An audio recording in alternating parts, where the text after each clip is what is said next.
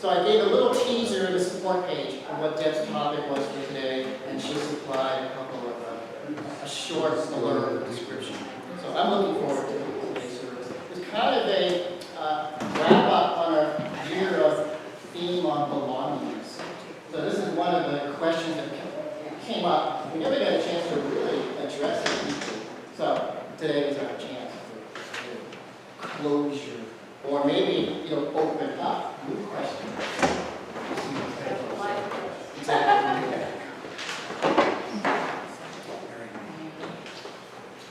So this morning,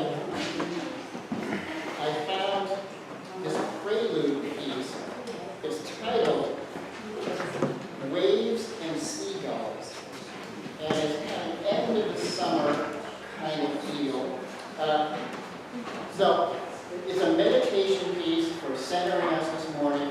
It's kind of the last splash of summer season as we transition into school season, post-Labor Day, etc.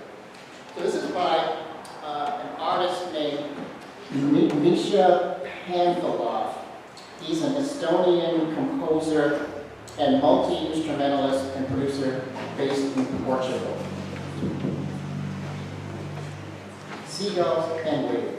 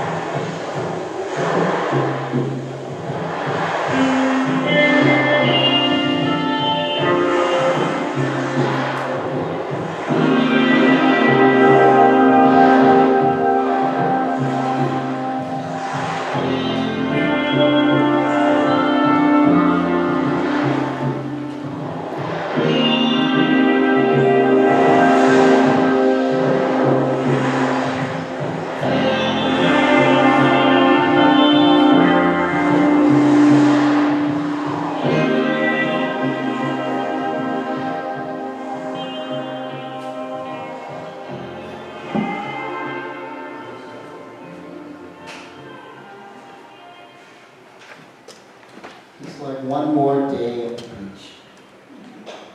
It's so nice to see fans going on Labor Day weekend.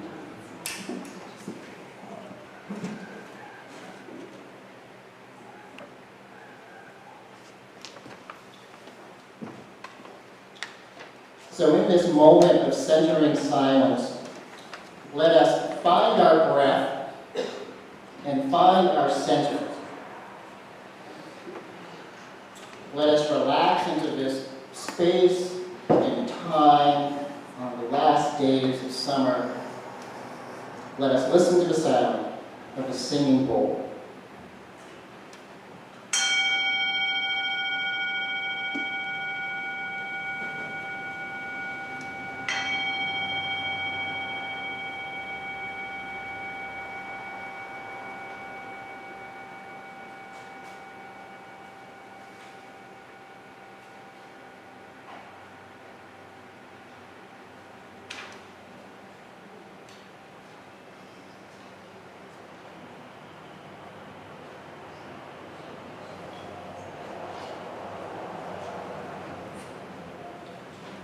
So for our chalice lighting this morning, Deb Frazier is going to lead us in that. But let's have all the children who would like to come down front this morning and gather around the chalice. And we're going to have a group effort of lighting today's chalice. So come forward if you so choose.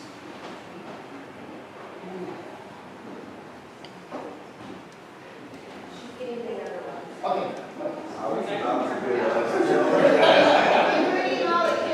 I'm going to assist down here. Joshua, do you want to assist with this? Dad is going to do the reading. And I know it's always a challenge to corral and coordinate. But we're going to give this a shot today. Here it comes.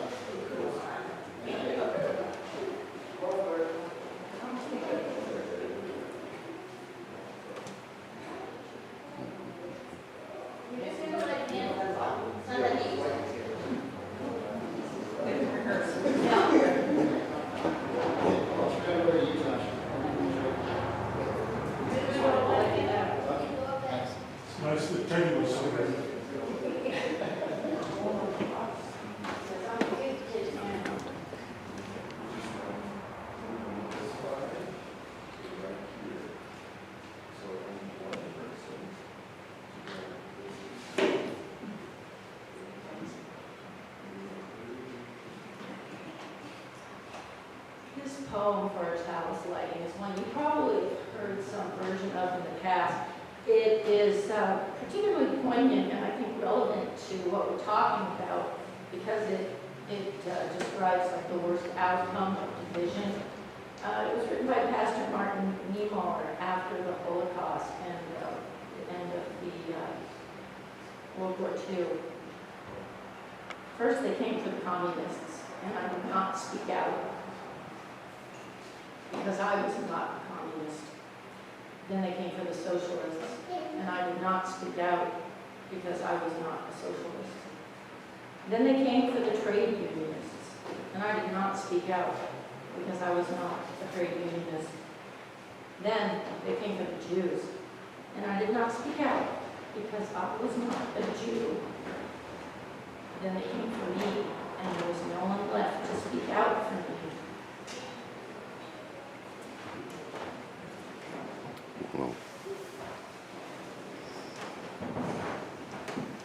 Thanks, Deb.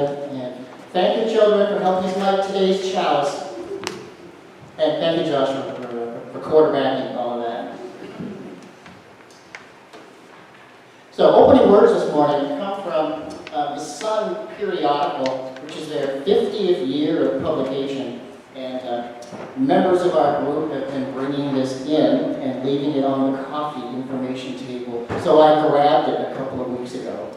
And there are a couple of quotations in the back of each issue that pick a theme.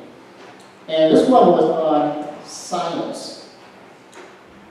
The first quote is by Joan Baez. If we don't sit down and shut up once in a while, we'll lose our minds even earlier than expected. Noise is an imposition on sanity, and we live in very noisy times. So this was selected for your talk this morning. And then poet Annie Dillard says, billions of stars sift among each other untouched too distant to even be moved, heedless as always, hushed. The sea pronounces something over and over in a hoarse, watery whisper.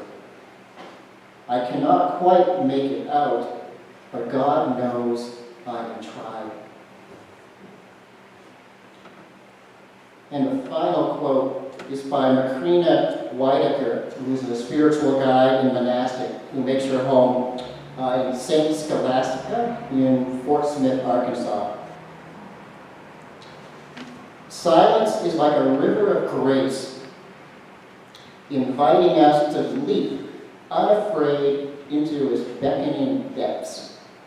It is dark and mysterious in the waters of grace, yet in the silent darkness we are given new eyes to see.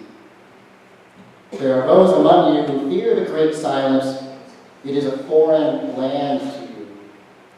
But sometimes it is good to leap into the unknown. Practice leaping.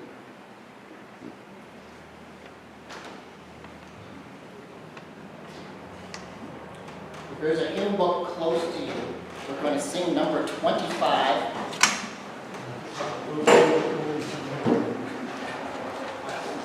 If there's one not close to you, maybe someone can assist you. This is again is a nature hymn, God of the earth, the sky, and the sea. Let us stand as you are able, and we're going to sing all 4 verses.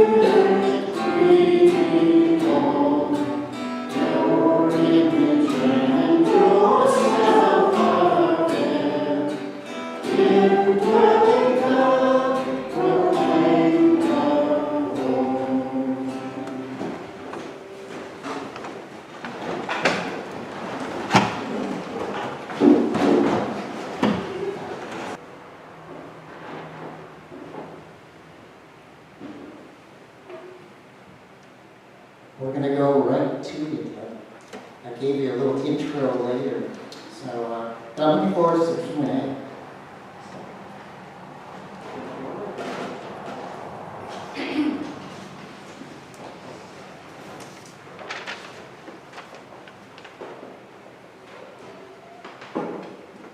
It's definitely allergy season, so I've got a scratchy voice.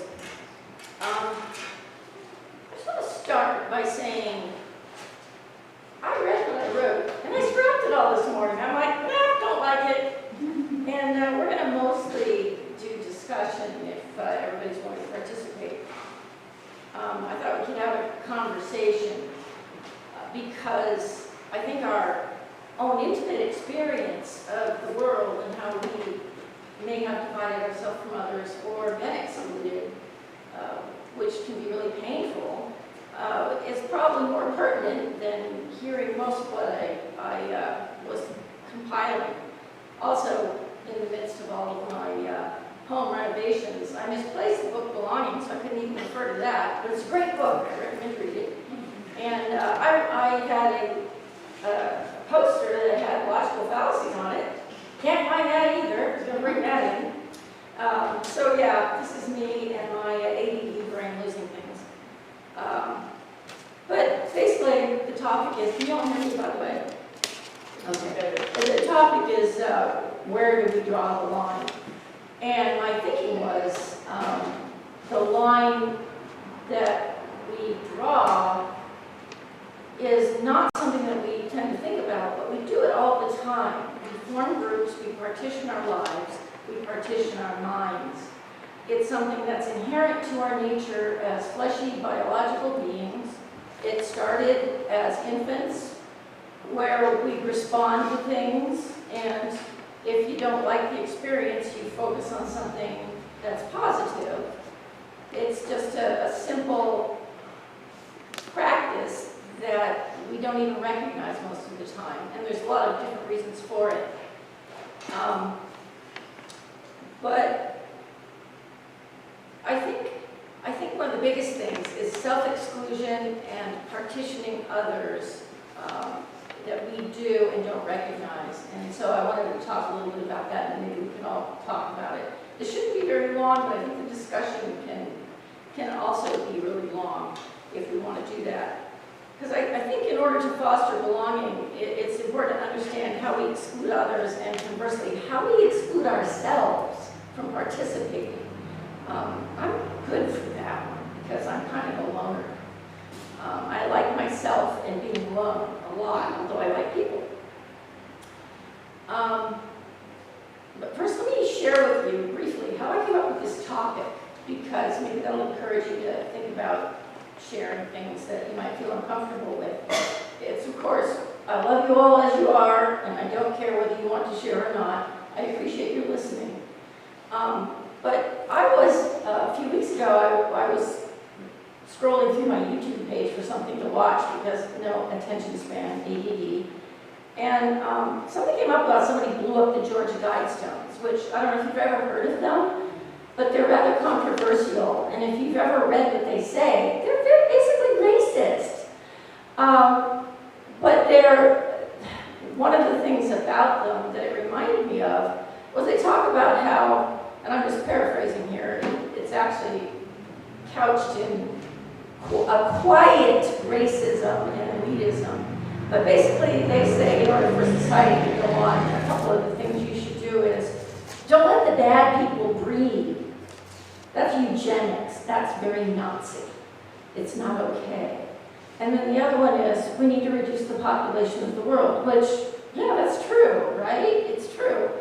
But the way it's couched, it's logical fallacy filled, where if you listen to it and go, yeah, you're buying into a lot of packed baggage that you're not aware of. But part of me thinking on that is like, well, yeah, if you have bad genes, you pass on diseases. That's why first cousins shouldn't marry, right? You know? So I'm like, well, yeah, I kind of agree with that. And I went, ew, Nazi, don't like it. Everybody should be able to dictate their own life. I found it very appalling that came up, and I was echoing something so vile. And it got me thinking about division and our belonging philosophy that we're talking about this year. And I know we all can find these things in ourselves, but a lot of times what happens, and I know I was good for this when I was younger, we don't recognize our own emotions and how we feel about things. We just quickly stuff it, and we go, well, it's happy now. Or maybe not be happy, but you don't recognize the root of why you're not satisfied, or why you want to cry, or why you're angry.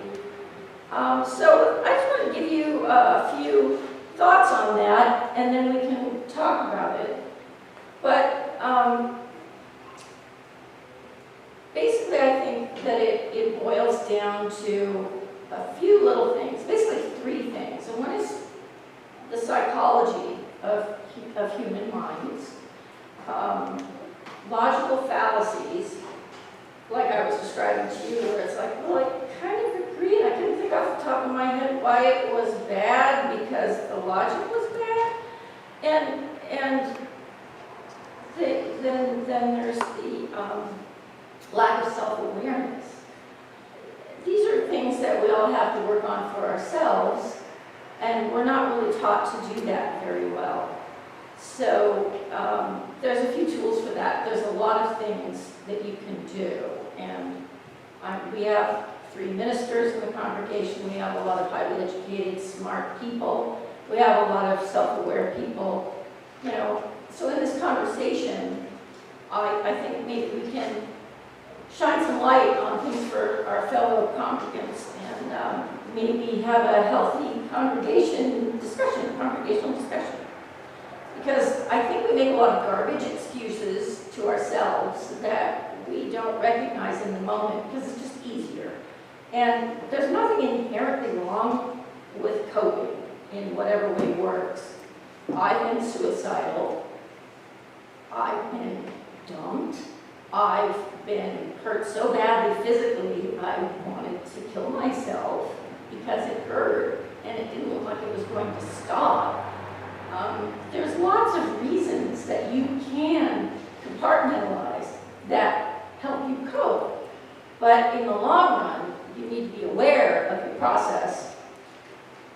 And some of the things that are the meat of the matter involve our first 3 principles. So let me just read them to you to remind you, because drawing the lines between us and others, or separating ourselves from others, is inherently going to block us from belonging and fulfilling our souls in this life. And the first principle is the inherent worth and dignity of every person. And the second, justice, equity, and compassion in human relations. And the third is acceptance of one another and encouragement to spiritual growth in our congregations. And I think that sums up how we can enfold others in a healthy way. And yet, one thing it may not allow for is self-protection or self-clarity, as we're describing there. It's a lofty goal. It's not something that you can just do with a snap. But I think inherently we're all perfect beings. We're all a piece of God. The world is a piece of God. Every creature or plant is a piece of God. So no matter what you discover in yourself, you should love yourself for that perfection that is in you. So starting with that, let me give you a few thoughts on what I think is something you can reflect on, and we can talk about it after. It's just a brief little list. But first, I think we all want to avoid pain, and we can sometimes divide ourselves from others and make them the evil other, so that we can deny that piece of ourself that echoes what we don't like. There's a term for that. When you put things you don't like about yourself on others. Projection, thank you. And our experience as a child tells us pain is bad and we want to avoid it. Survival means avoiding pain. Burn your hand, don't burn it again, that's bad. So we can limit ourselves because of past experiences that we correlate with a new experience that has nothing to do with that one, such as meeting a new person, dating a new person, going to a new school. It can affect us in ways that we're not aware of. Because the second thought is that mental pain is effusive, it's hard to pin down, and we aren't really taught, unless we do it ourselves, how to recognize our own pain, how to lance that boil of pain, and how to just expand ourselves to the loving God energy that's out there.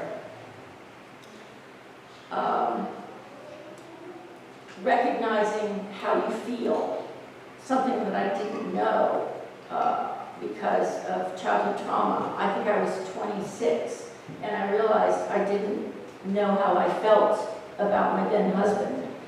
I basically was his echo chamber because I thought that's what you did.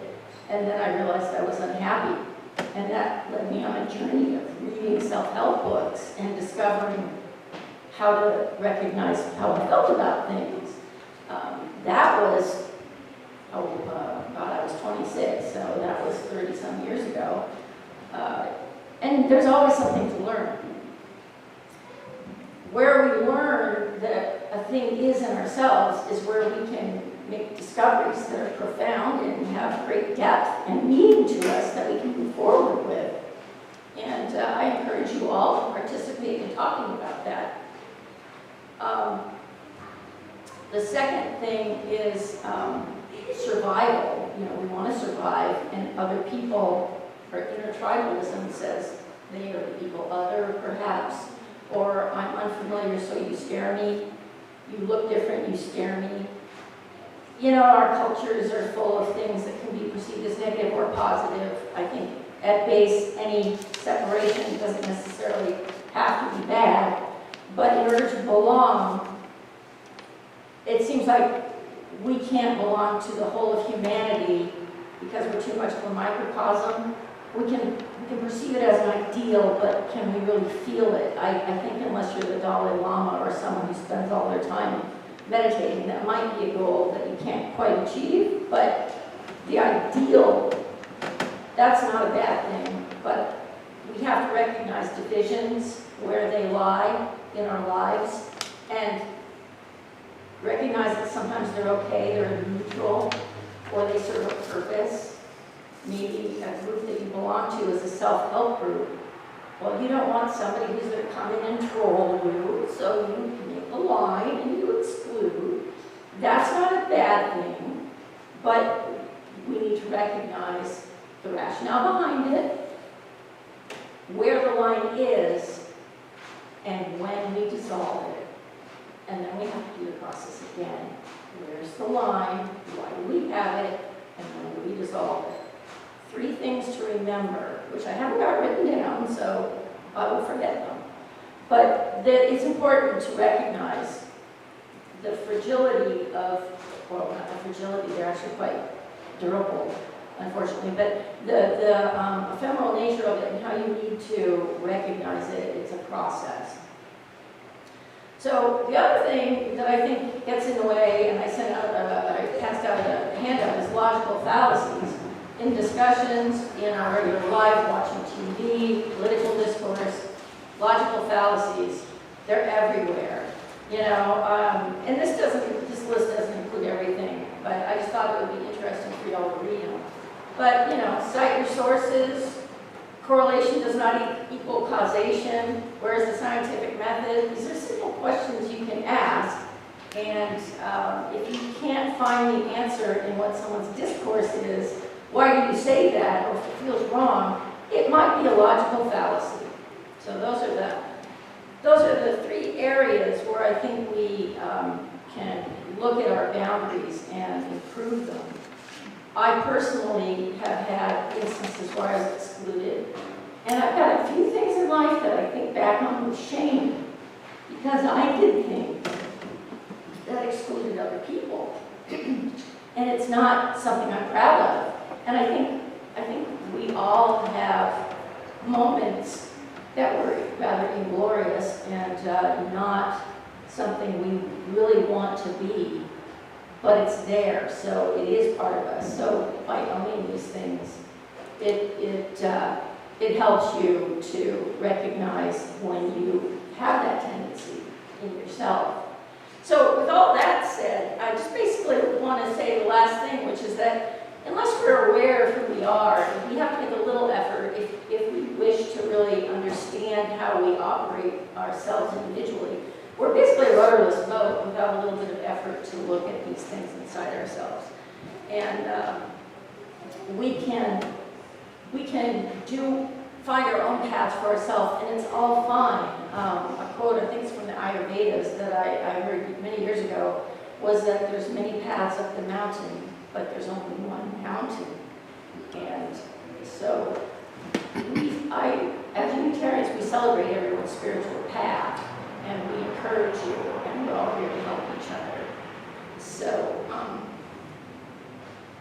Oh yes, I did not mention a few psychological habits that we use to code.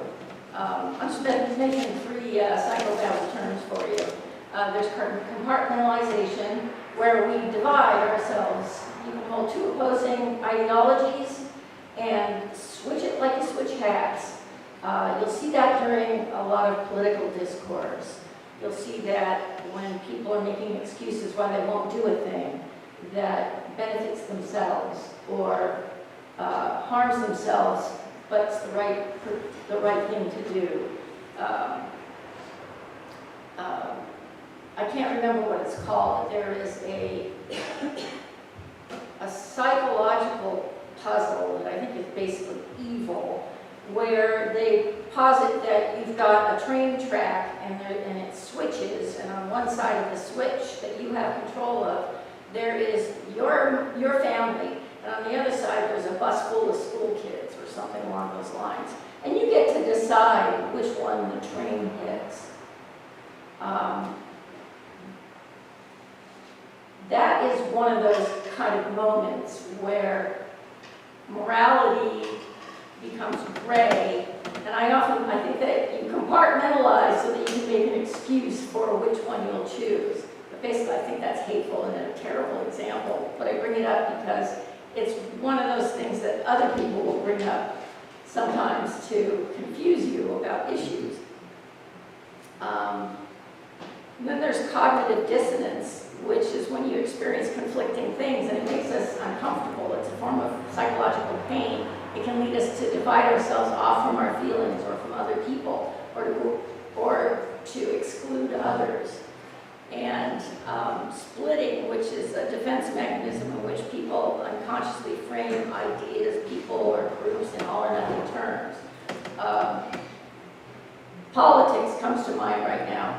The other hat's evil, completely evil. And both sides tend to do that. So that is my unfortunately a little scrambled talk. But I think basically I just want you all to understand that we have habits and tendencies within ourselves that create division, and it's our choice what we choose to face and deal with. But above all, we're all perfect pieces of God, and we all belong here, and we all should be loved. And there's nothing else but love in the end. But our choices now perhaps reflect where we'll be in our next lives or after we pass. It may make a huge difference next week.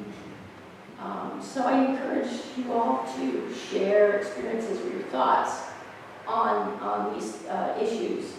So if you'd like to, come on up or ask questions, and I definitely can't answer it as an authority, but we can all talk about it.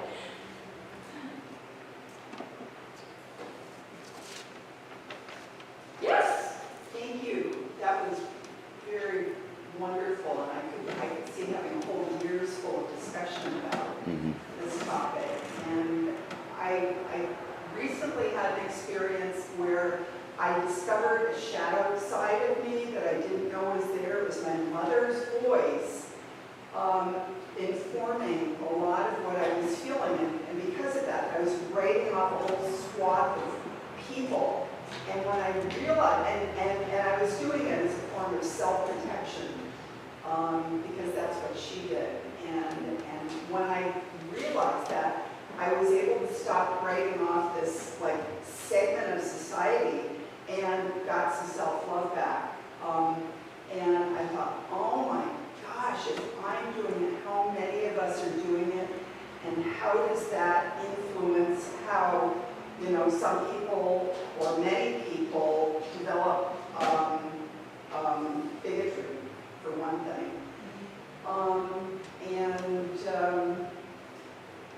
The other thing is, which is a little bit different, my children are adult, they're indigenous, and came from a background of residential school.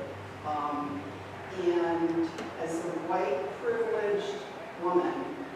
I have this underside of me that is resentful of the churches that participated in the residential school movement and the governments that supported that. And I struggle with that. And so, yeah, I have this, I have prejudices about that, and I have not resolved that. But thank you so much. You're welcome. That brings up something I should probably share. I'm supposedly between an eighth and a quarter Native American, and because I found out I'm a carrier for a disease, I did the 23andMe ancestry, and according to them, I am 99.7% Northern European, Irish, and English. So I'm like whiter than white. I practically glow. And that brought up feelings for me like, oh my God, I'm too white. and I wanted to be Native because I've always felt like I wanted to be Native American. I've studied with some Native American elders. I've had a friend who was a pipe carrier.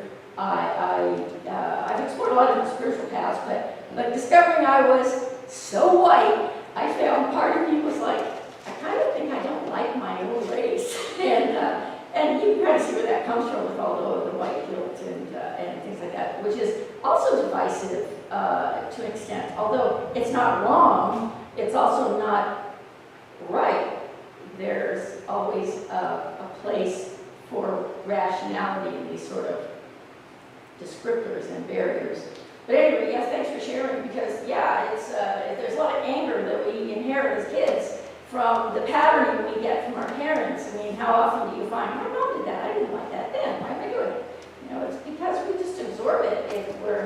We're little absorptive sponges psychologically as little kids. And my vague recollection of my psychology class 30 some years ago was that I think by the time you're 5, you're pretty well patterned, but 3 really does it, because you pretty much have your parents down by the time you're 3, even though you don't really seem to.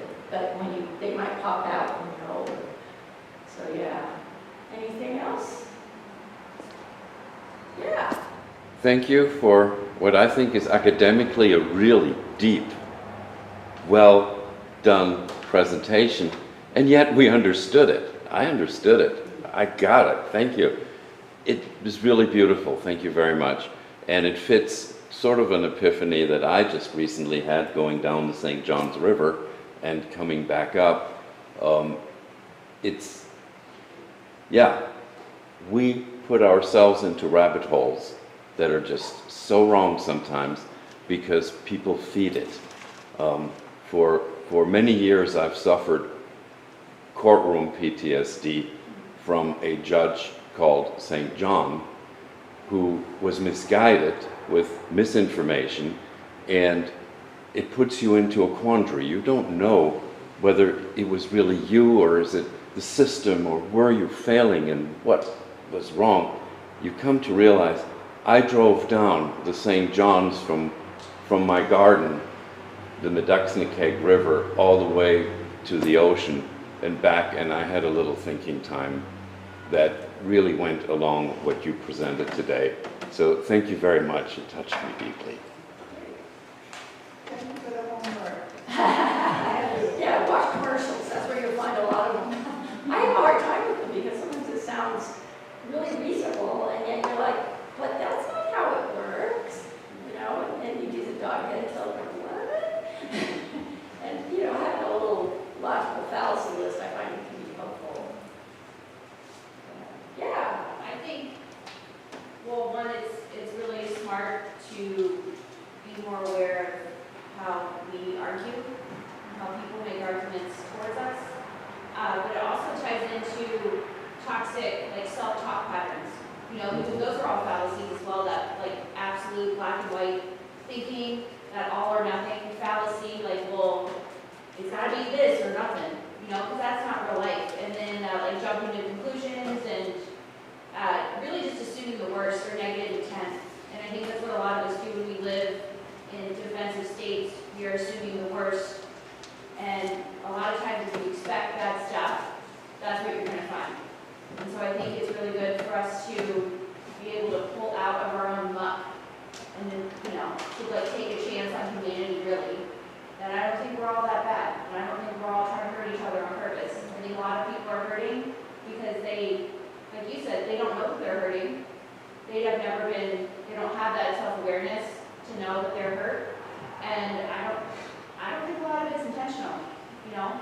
And some of it's just like really bad habits. Well, like the poem that I read, it's the slippery slope, you know. People are, I think at what base, like I said, we are all perfect beings, and we start from a place of love, and we're blank slates, and we become things through our experiences that we don't recognize because every moment adds to the pile of experience. How can you wade through it all when you don't have any practice doing that? You have to figure it out for yourself, basically. And it wasn't until, I don't know, like the 60s was the start of the self-help movement, I think. There was Freud, but I'm sorry, nothing that guy said. I was like, that's all kind of damaging. It's not all about fornication and dreams being about your mom, you know, it's not. And so I think that a lot of us were, you know, kind of stigmatized by that. But self-help movement helped a lot, I think, in a lot of those areas where you can at least be recognizing. But yeah, we do live in existential angst. I'm reminded of, I don't know if any of you read the old Grimm's fairy tales, but a lot of it is full of things that if you step back from it and think about it in psychological terms, it kind of is informed by that in a way. And the one called, I believe it was the Goose Girl, I don't remember the details, but she was like a servant and kept having to go down and I think it was get a basin of water, fill it, and there was an axe right over it. And essentially the story went on and she's always dreading the axe, and one day it went on her head, the end. It killed her. And I think that's existential angst. That to me is what it is. You know, you're waiting for that shoe to drop or the axe to fall. And yeah, so I think that, you know, we're looking at politics that way these days. We're looking at the world, the weather. We're looking at myriad concerns. And I don't know about you, but I'm tired. I just want to say I want my comfortable echo chamber of people who agree with me, because everybody else is making me tired and I don't want to think about it. And I am that way a lot of the time because I just don't have the energy for people. You know, I'm a loner, and I understand everybody has their line they have to draw for their own mental health, but that doesn't mean that wanting an echo chamber like your baby is helpful or adulting properly. I confess to doing it a lot though, and perhaps I'll become better, but it is a thing I do, you know, so as long as you recognize what you're doing and you pick when it's rational or not harming yourself or others, I think that's fine, because mentally you have to protect yourself. You have to consider your own mental health. They're, you know, giving too much of yourself. Almost no one can be Mother Teresa. It's admirable, but it makes me tired even saying her name. I couldn't do it. I couldn't do it for a day. But some people can. So we all have our differences and our lines. Some good, some bad. But yeah, we have that existential angst and dread, and we have to either look at it or not, depending on our own choices. If you feel you're comfortable where you're at, fine, you know, that's how you are, and we love you as you are. But if you want to change, we can talk about that too. Nobody here is going to dump on you for being who you are in the moment. We might want to say, maybe check that at the door if we think it's not healthy, but nobody's going to hate on you for it here, which is why I love this group so much. Yeah. I think one of the basic things that we need to be aware of very soon is there are some things that we are in charge of and some things we are not in charge of. It doesn't mean that we would let everyone run all over us or espouse something that is very unhealthy for other people. We need to speak up, but you still need to know, as a starting point, there are some things that you and I are not in control of. And because we're not in control of those things, you need to put that in a spot and remember, that's always going to be true. And don't worry about it, you know? You need to tell yourself, I'm not in control, but it doesn't mean that I can't use my logic and intelligence to argue against it. No. But the thing you need to remember is there are some things, forget it, you can't control it. And don't let yourself think you can, because if you think you can, you're going to get into arguments, you're going to be upset, and who knows what's going to affect you. Yeah, it's true that sometimes we get into absolute thinking where it's, if I can't go out and proselytize my viewpoint and people don't agree with me, you invest yourself too much.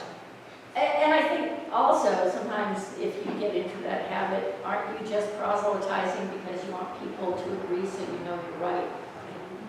Confirmation bias. Yeah. If people agree with you after you beat them over the head with your Bible or your philosophy, you are therefore right because they agree with you. And that's circular reasoning, I guess, isn't it? But we don't control everything. And like what is it, how does that go? Help me if I were, for the AA prayer. God grant me the serenity to accept the things I cannot change and the strength to change the things I can, or something like that. Yeah, okay. Yeah. As you can tell, my memory is pretty much a colander. Anyway, the whole thing is very subjective, but you do have a limit to how much you can do. And if you get a God complex and think you have to change everything, you might be causing harm.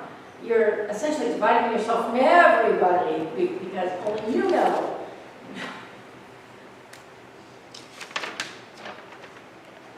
Yeah. I would just like to thank you for time and some without using your principles and values, because we are a thinking group of people, and I think for many of us, including myself, the question is the answer.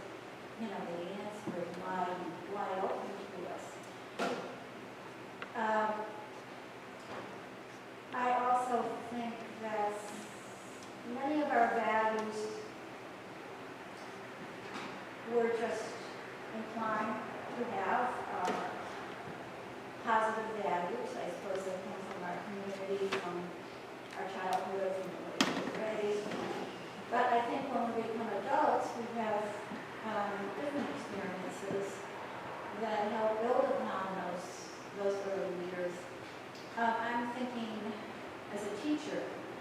As a child, I was never taught about bullying per se, but a good friend of mine, years after we were in junior high, remembered about how we handled bullying experiences, and some of those were, oh my goodness, I was so glad my childhood friend remembered this, because I thought, we were never taught per se about bullying, but we sure stood up to bullies. And years later, as a teacher, I did take a workshop on bullying. It was very helpful, because some people really do not have those skills. What do you do when you're being bullied? And I really think most of us have experienced bullies, because we're not going to, as you were talking about, we're not going to have everybody agree with us, or we're not going to agree with everyone. There are times where we really, especially as Unitarian Universalists, I think we are training us, there are times when we do need to stand up and we do need to stand up for what we believe in, and, yes, at the same time, be very accepting. But, as you were also referring to, we need to learn where to draw that line. And I think it's very important for us to each think about that. Yeah, and I didn't really say this, but you bring up the concept of bullying and drawing a line when someone is acting negatively or even evilly doesn't mean that there is not that perfect person behind that behavior.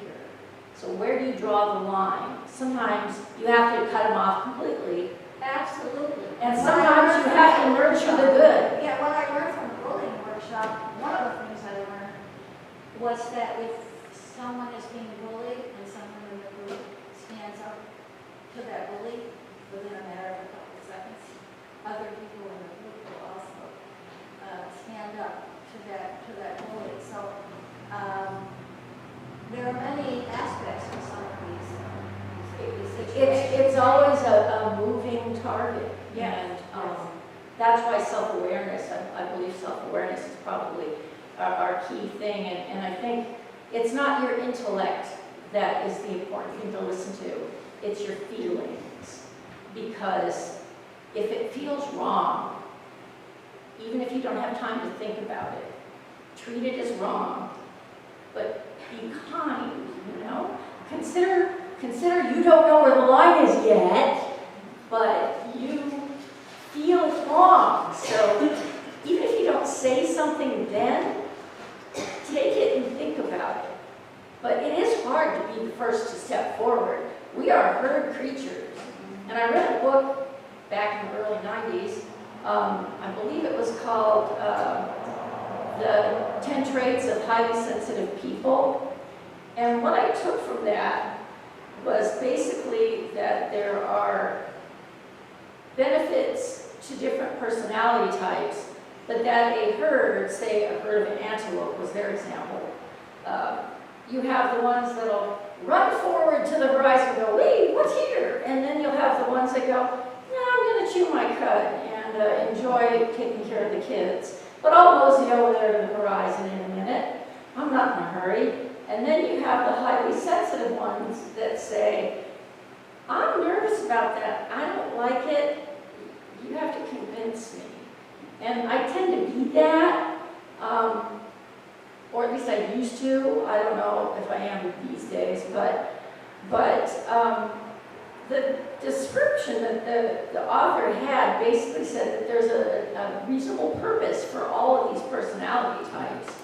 And, you know, the nervous person that waits, or the nervous antelope that waits, is the one that will survive if everybody else runs off the cliff.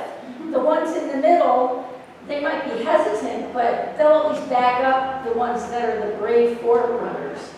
And the forerunners, they might get eaten, but they're the strong ones. If they run into the lion, they'll at least put up a fight until the rest can come to back them up, even if they don't all make it. So there's a purpose to every type of personality, and we just need to understand how we interact with them and how we are ourselves. A little different from what you're talking about, but yeah. Have y'all ever heard the term, the squeaky wheel gets the grease? You don't know it's injured until it yells at you. You know, like your brakes on your car. Oh, it's time to change them. They're screaming at me. Bullies are that way. Hurt people. And that's what bullies do. They're told and believe that they are less than, and the way to immediately fix that through the human experience is to re-project that onto someone else. I'm an empty cup. Someone fills it up with, hey, you're a horrible person. I'm going to try to empty my cup into somebody else's empty cup. That's how bullying works. And the problem is not bullies, they're just people. The problem is not people, the problem is ignorance. What is in that cup and how do we change it? How do we change what's in that cup? Yeah, pain.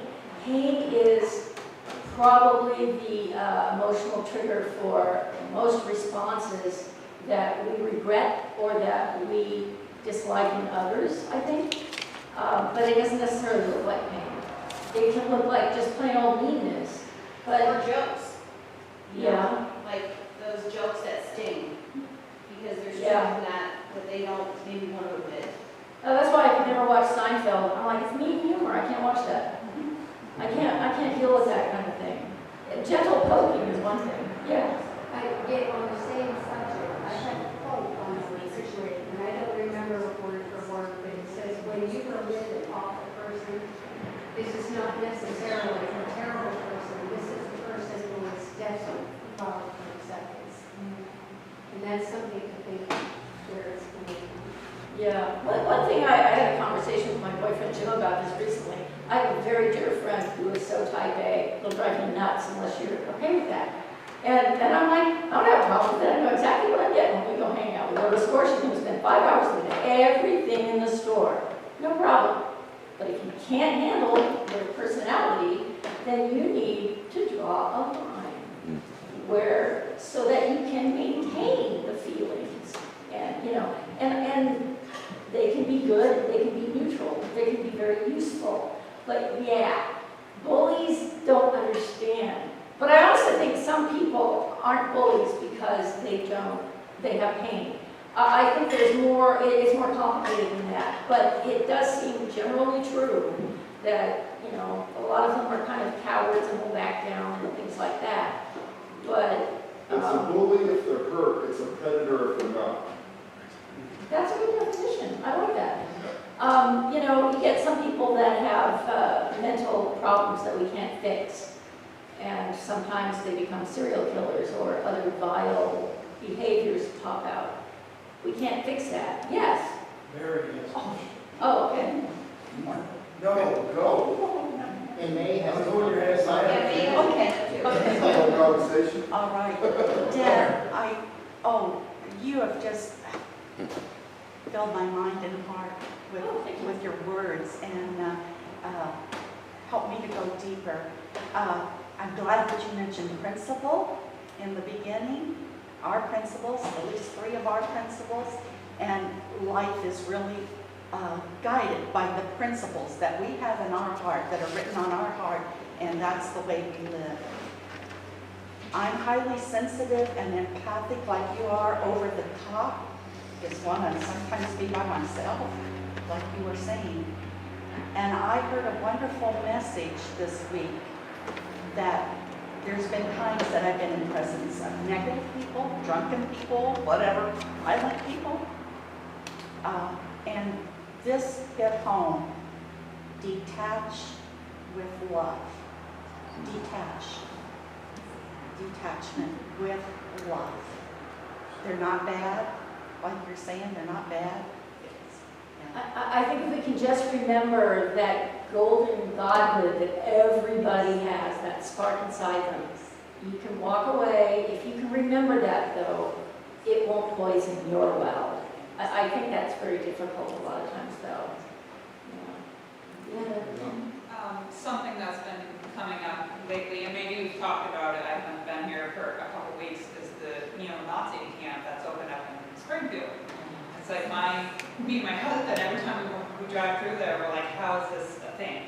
And it's our first reaction is like they're bad and evil and whatever, and it is, how do you find that balance? Because it's like they are hurt people, and it's like, I don't know what their beliefs are, like I've never actually sat down and talked. Oh, he's a Nazi. Right, but it's one of those things that like shunning them and making them not part of the community is only going to make it worse. Anyway, You're basically just enforcing his echo chamber, that's true. But let me just say, I did research on this guy. He is a Nazi. He's very proud of the Third Reich flag that someone gave him. And I'm going to make a statement right here. I draw the line. Nazism is always bad. Always, always, always. I don't care what their excuse is. That doesn't mean that we can't dialogue with them and maybe convince them that their choices are cruel or hurtful or hurting themselves. But yeah, for me that's a line. But it is one of those things like I've never came across a situation before, or you're right. I'm like, what do you do? Because like I know the what do you do? I really don't want to talk to them either. You know? right. You Yeah. send people like me in. I'll get the information, I'll scout them out. But yeah, I mean, there's certain things that perhaps you should know yourself well enough to know you don't want to tangle with, because you'll just want to like commit violent crimes against them because you disagree so strongly. And recognizing that is good, and not doing it is better. but yeah. I'm sure there's also like a lot of people that kind of follow that just because they're looking to belong. And like you said, like behind every belief is there's a perfect person in there somewhere. And it is a true thing that, like Stockholm syndrome, you're locked in the echo chamber with the thing that you totally disagree with, but if you hear it long enough, you can be brainwashed. It happened with Patty Hearst. I honestly believe she fell in with them and got convinced. I think any one of us, if we're put in the wrong position, can find ourselves walking down the road that we might later wake up and go, how did I get here? And that's a tragedy, but it's not irrecoverable. We can recognize our flaws and walk back. Sometimes, I mean, these, is it taking But too long? coffee hour discussion? Yeah, we can continue this in coffee hours. Okay. It's fabulous. Yeah, we definitely gotta be You guys are awesome. Let me just say that. Thank you. Because of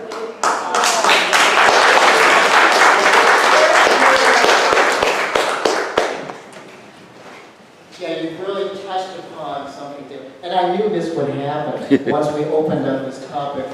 But it's so relevant and touches on these deep spots. And how self-aware are we of our own spots that are sensitive as well from our. So we'll continue this during coffee hour, some more conversations. But again, this was a great tie-in to our theme this past year. And there's a great case study in the book about dealing with a Nazi group in the belongingness book of how they approached that case study. We can talk about that during coffee hour as well. But what I find out here is, as we're trying to build an inclusive group and a safe space with some moral, ethical, and community clarity, it's like Betty was saying, and Mary, I'm so glad that our 7 principles are here as a standard or a line that we can apply and look at to see where we need to draw a line or make a comment, and yet still be connected, maintain connectedness to the person that we, again, hold very strongly different views about, and to work with that range. And this is an ongoing, exciting experiment in community that we are doing here, with religious community in this area where our voice is different than other religious voices. So it helps to have a group wisdom and input from our own life experience that we can share to assist all of us moving forward. So Deb, this was a great example of just what we're talking about today. So thanks so much. I'm going to extinguish the chalice and offer a blessing to us all as we continue our day to continue to recognize that golden, luminous quality that we see in each other and feel and see within ourselves, and to enjoy this amazing, brief existence on this planet and to share it together. Let us go in peace and love. Speak. We want to thank everybody for tuning in today. If you'd like to show your support, please hit the like button, subscribe to our channel if you're not already subscribed, and help us out by sharing this message by clicking the share button. If you'd like to make a monetary donation to you, Church Holton, there is a link to our online donations in the video description down below. And again, thank you so much and have a blessed day.